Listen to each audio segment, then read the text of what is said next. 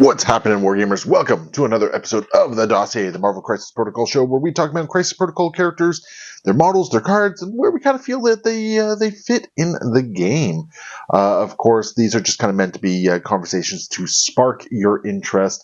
There are lots of really great, more in-depth conversations that you can go and have with these ones, and really get a good feel for where the characters come from and what they're supposed to do in the game. And of course, these shows can't happen without the wonderful support of everyone over at Patreon, patreon.com/AegisBrandStudios. Those guys, you guys really make me able to branch out and do more content like this. So thank you so much for that. And you also just kind of keep the lights on and everything like that, and you keep the dog fed. So that's a big thing. My dog thanks you for all that. So today we are going to take a look at one of the big stompy boys of Marvel Crisis Protocol, and that is going to be the Sentinel Mark IV. So let's take a look at this model here. And, right off the hop, I love the Sentinel models here. I think they knocked it out of the park with these guys. Sorry, new camera, so I'm just trying to get everything focused and working here. I absolutely love the Sentinel Mark IV models. I think they did a really great job with them. The fact that you can build two of them in very different poses is really kind of nice. They got lots of great details. The armor plating looks really nice. Even the tactical rock, tactical junk on the bottom there, I think looks really solid. And just everything works really well. For something that could have come out very sort of like dull, flat, plasticky, I think they did a really good job. They gave it a lot of really nice texture. They gave it a lot of the detail to be picked up on when painting the model itself. The fact that not all the armor platings are completely flush, so you get like little bits of the inner workings here and there with it. I think it works really well. Again, the fact that you can do a couple different things on the Sentinel model as well. You can actually I believe the Mark IVs have a damaged version of it. I don't quite remember. I know the Prime does. But you can do different art, like the arms are sort of like socketed, so you can do kind of cool ball joint things with them. I put them in different poses. Everything about the Sentinel model is really great. Definitely in the upper echelon of really cool models in Crisis Protocol. So I'm a big fan of them. They were a lot of fun. However, their card leaves a little bit to be desired, unfortunately, here. So the Sentinel Mark IV, its defensive stats, it's got 3 physical, 4 energy, 4 mystic, which doesn't sound so bad, but unfortunately that 3 physical, you feel that 3 physical so much in this game, unfortunately, especially when it comes to certain aspects of the game. Whenever it's dealing against throws or something like that, or just like high physical damage attacks, that 3 physical really, really kind of does hurt. It does have 7 stamina on its healthy side, 6 on its injured side. So it does have a cumulative 13, but again, that gets chewed through so quickly, unfortunately.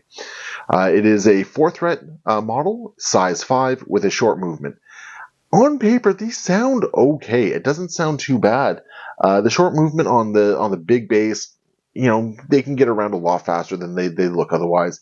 That size 5, you think, okay, not a lot of things can really throw them. However, the few things that can throw them, that have the size unrestricted throw, that becomes a huge liability for the Sentinels, especially combined with that 3 physical defense. Because if you have a Sentinel being thrown into another one, that's 6 damage coming in, and I mean, unless you roll crits into successes, you're taking a lot of damage on that, and that eats away a lot of the stamina that a Sentinel has. So let's talk about their attacks. They have an energy plasma blast, range 3, 4 dice. Seems very basic. However, it is your basic builder, so you get power equal to damage dealt.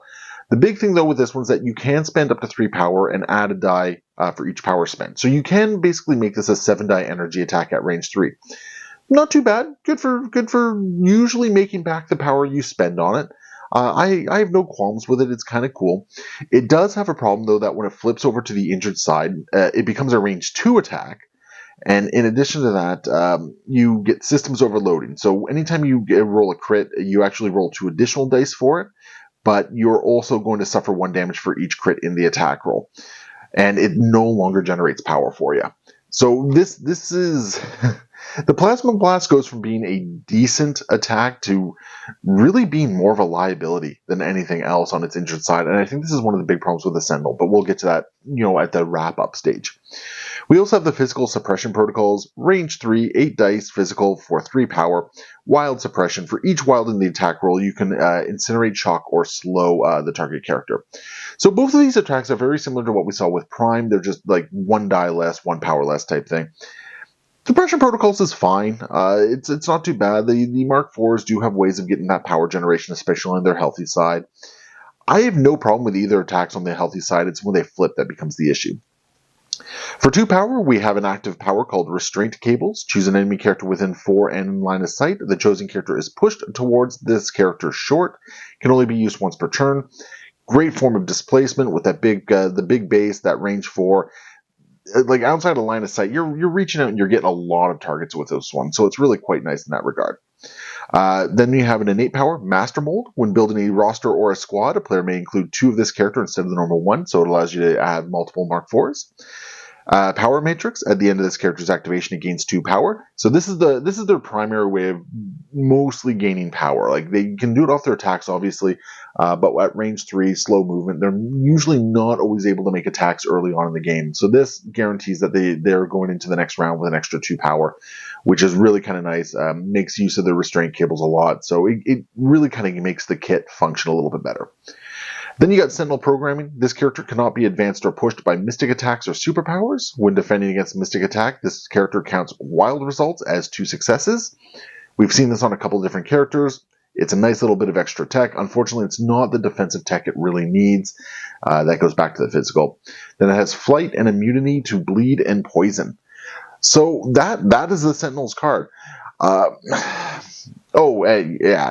I think, on its damage side, the damage power matrix only gains 1 power instead of 2 power.